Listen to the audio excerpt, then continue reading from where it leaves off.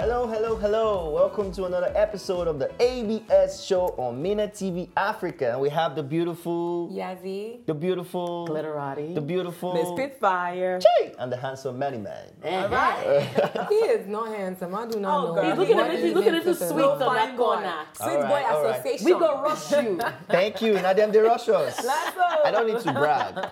So Charlie's not here today, but the table is also complete. And today we're having a debate on something very sensitive. Yazzie, take it away.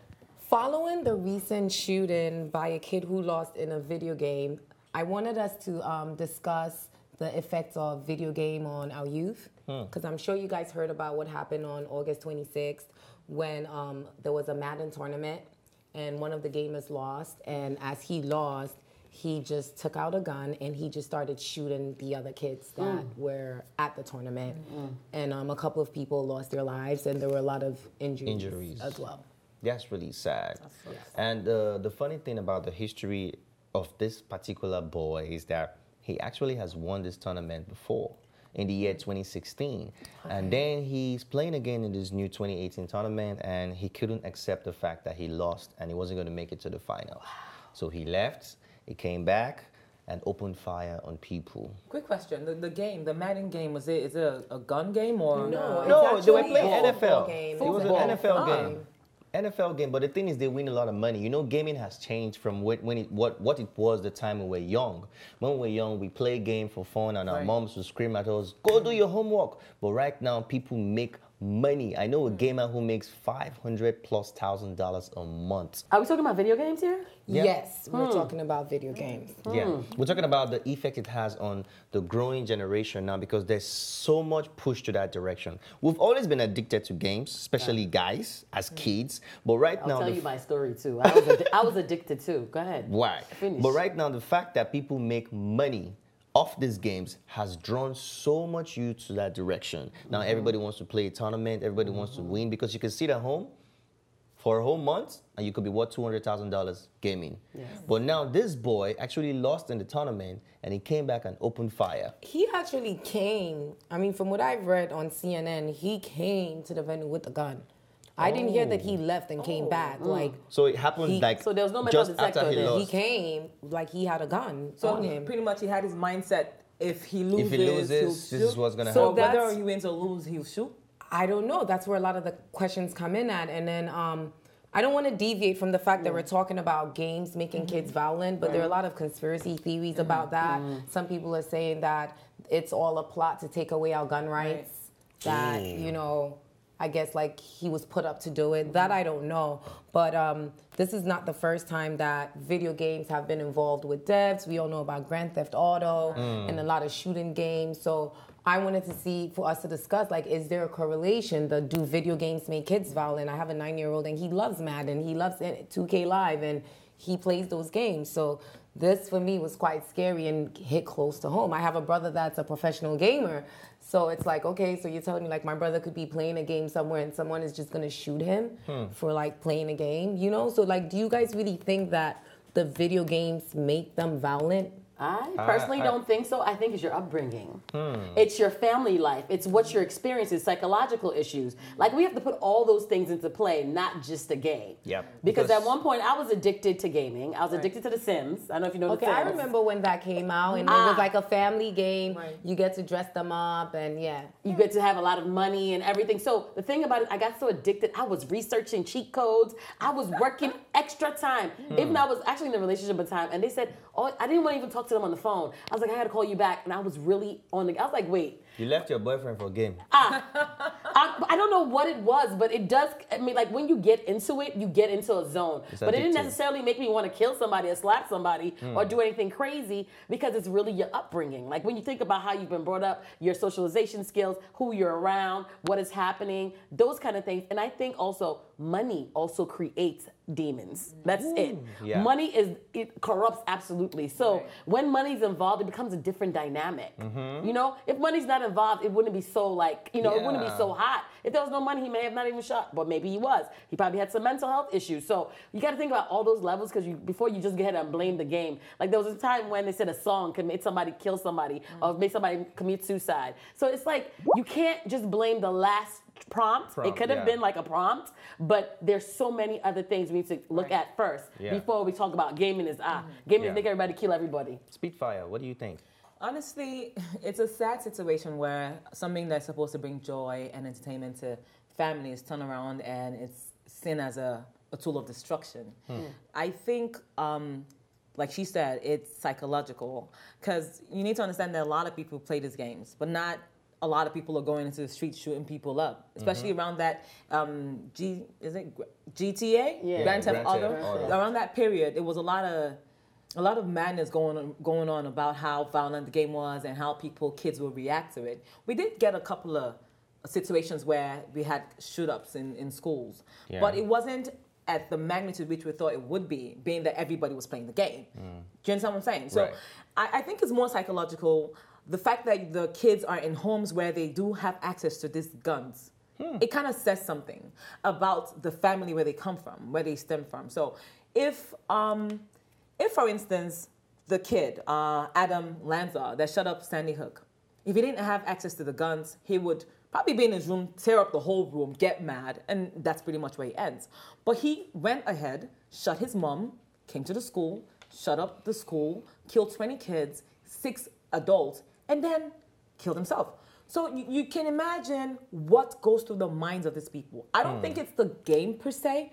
I think it stems from a completely different place. Because if that's the case, they play games in Nigeria too. They play games in China. They play games in Japan. They play games in Japan. But you don't see them, you don't see them shooting up everywhere like they are, like it's happening in the States. So it goes far. It says something about the people in particular, not really the game.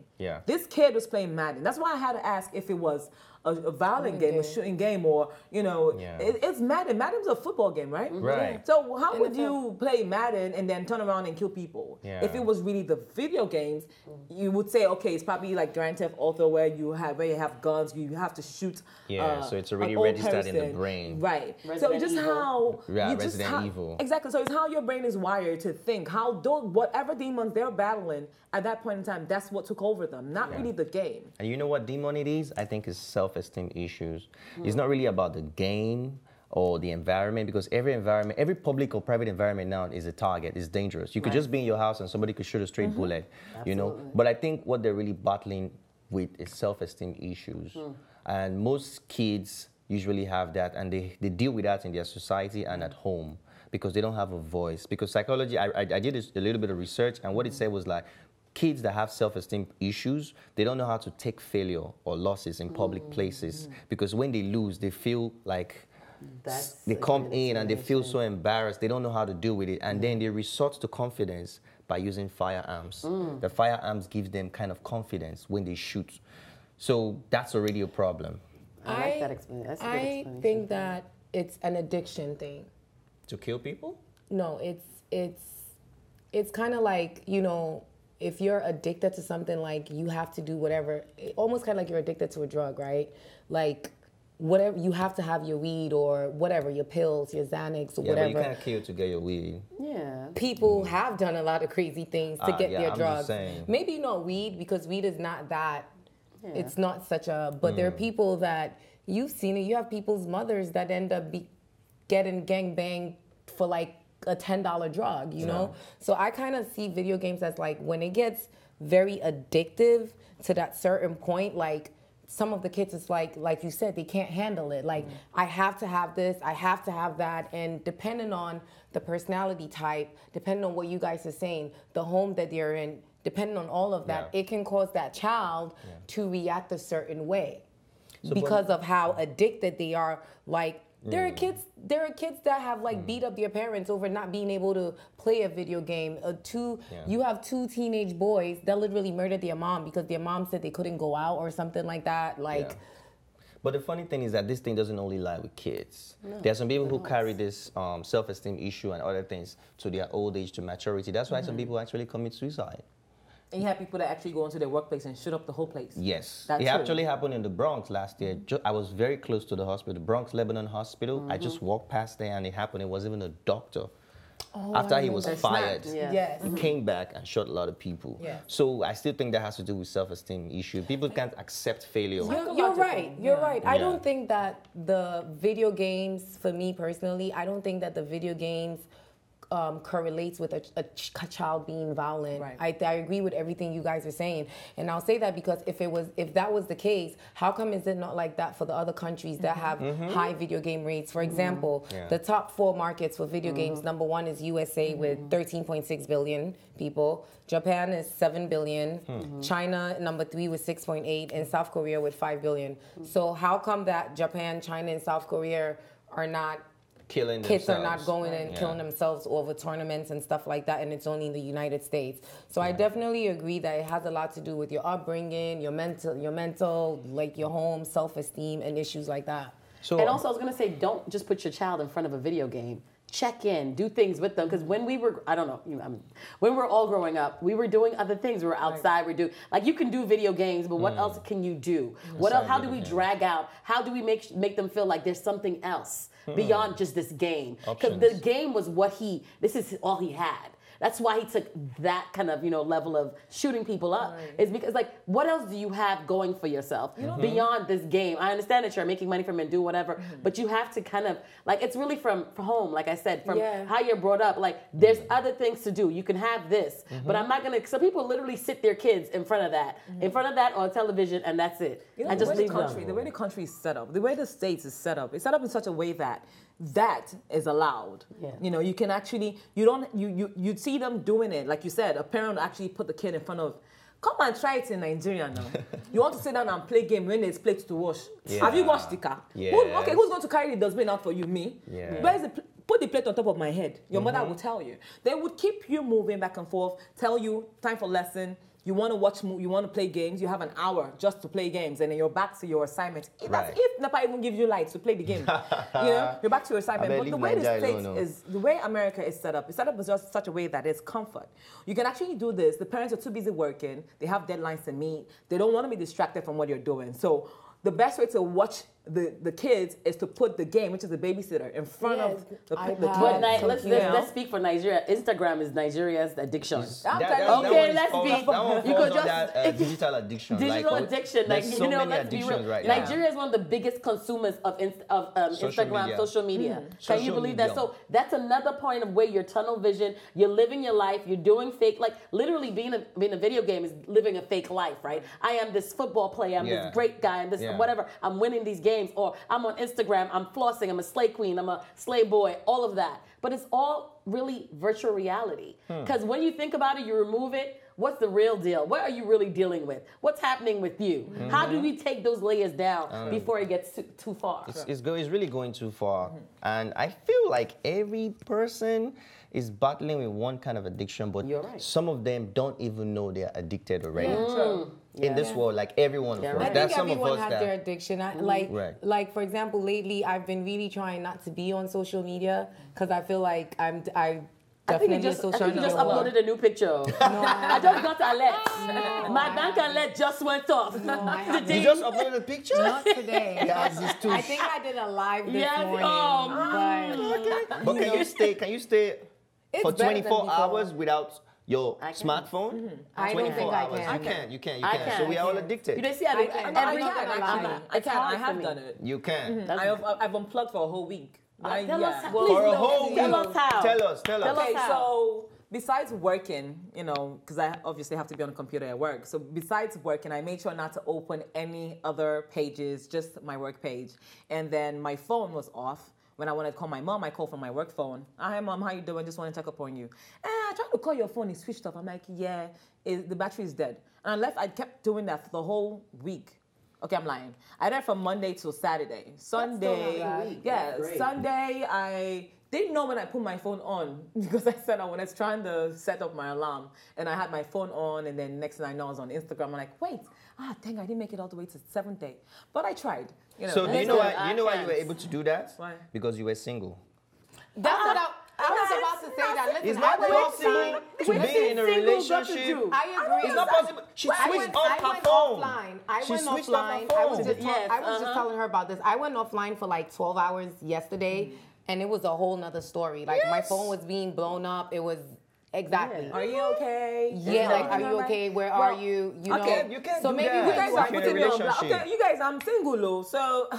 Russia. I took Hello. her. So, but when you wake up in the morning, we all have our own ritual. Like course. when you wake up in the morning, It's how long does it take before you get to your phone? Right away. okay. I'm like, literally, I'm like, right away. I'm like, not gonna and I lie. just left the phone to put it down, put it on charger. Like, I'm so addicted. Like, sometimes my phone makes me late because I don't know what I'm looking at. I'm That's just why- scrolling. I'm like, that's- Aisha, what is wrong with you? That's why what you said is so important, and I do the same. Again, my son is addicted to video games, and Monday through Friday, there is no game playing allowed in my house, period. I unplug it, I hide things, I hide the battery for the controller.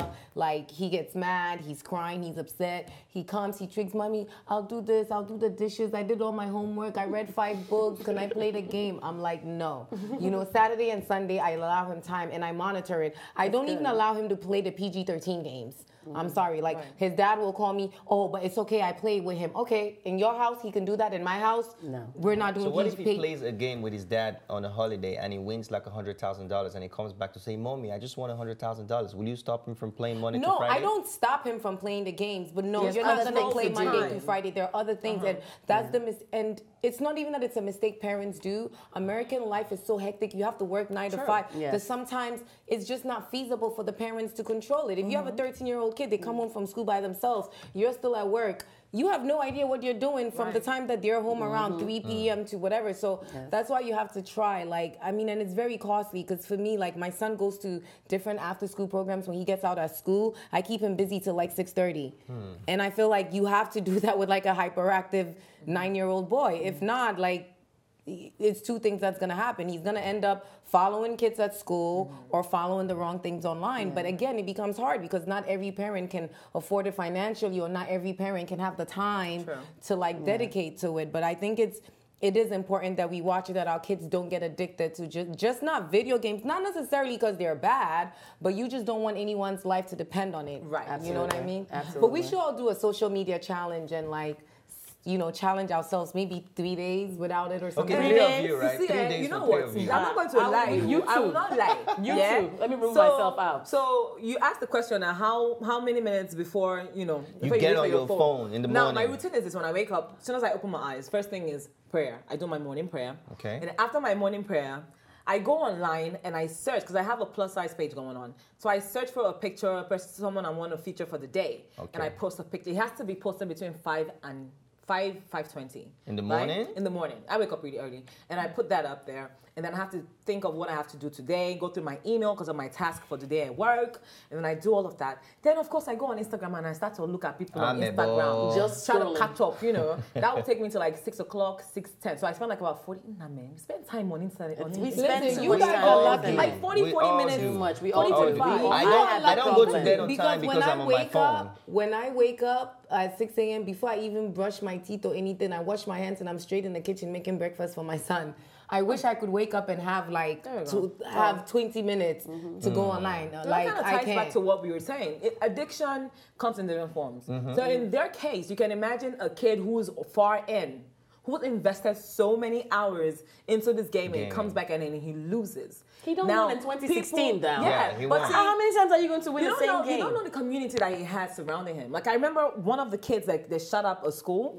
He had people egging him on to go do it. And when he killed people, the same people that were telling him to go do it, like, the madman actually did it. And he killed himself too. They're Pressure. trying to- so you don't Peer know what kind pressure. of peer pressure he has going on around him, what they're saying to him, how they're edging him on, and then he loses.